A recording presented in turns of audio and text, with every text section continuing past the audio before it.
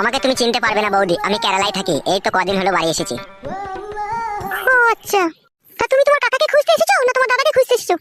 আমি আবার একটু স্পষ্ট কথা ছেলে বৌদি, সত্যি কথা যদি আবার না বলি না আমার আবার সারা রাত ঘুম আসে না। তাই নাকি? তাহলে কি সত্যি কথা বলতে চাও বলো।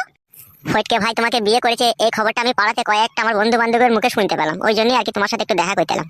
হ্যাঁ, তা বলো, কি বলবে? বৌদির সাথে দেখা করবো খালি হাতে, তা তো হয় না বৌদি, তাই তোমার জন্য একটা গিফট এনেছি আমি।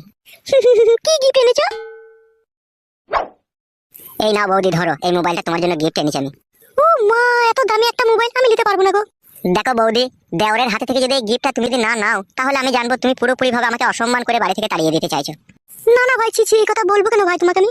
তাহলে নাও বৌদি ধরো মোবাইলটা। মোবাইলটা নিলে তোমার দাদা যদি কখনো জানতে পারে তাহলে তো অশান্তি লেগে যাবে গো। তুমি যদি দাদাকে বলো আমাকে মোবাইল গিফট করেছে তোমাদের পাড়ার একটা তোমার বন্ধু, তাহলে অশান্তি লেগে যাবে। আর তুমি যদি মোবাইলটা নিয়ে লুকিয়ে রেখে দাও, আর তুমি যদি বলো এটা আমি কুড়িয়ে পেয়েছি বা কিনেছি, তাহলে দাদা কোনোদিনই জানতে পারবে না। বেশ ঠিক আছে, দাও তাহলে। লাও মোবাইলটা। তাহলে বৌদি ভালো থেকো, হ্যাঁ আসছি, হ্যাঁ।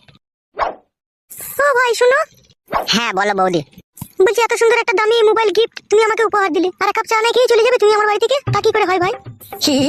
বৌদি তুমি বড় মুখ করে বলছো এক কাপ চা খেতে, আমি বা চাটা না খেয়ে কি করে চলে যাই? তাহলে খাও এক কাপ চা। এসো ঘরে এসো। হ্যাঁ বৌদি চলো। বৌদি এরকম চা বানানো কি করে শিখলে তুমি, এত টেস্টিং চা? শিখতে হবে ভাই, মেয়ে হয়ে যখন জন্ম নিয়েছি তখন তো সবই শিখতে হবে, বলো। একটা কথা বলবো বৌদি? হ্যাঁ ভাই বলো, কি বলবে? মনের মধ্যে আমার অনেক বড় আশা আছে, তোমার মতো একটা সুন্দরী রূপসী মেয়েকে আমি বিয়ে করবো, কিন্তু জানি না সেই মেয়েকে পাবো কি না।